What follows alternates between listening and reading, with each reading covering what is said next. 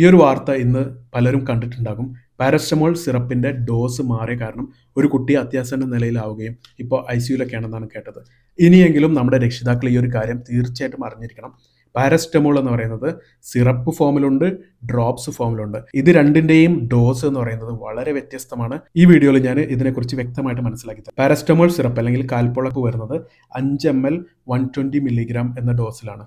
എന്നാൽ ഇതേ സമയത്ത് ഡ്രോപ്സ് വരുന്നത് 1 ml തന്നെ 100 മില്ലിഗ്രാം ഉണ്ട്.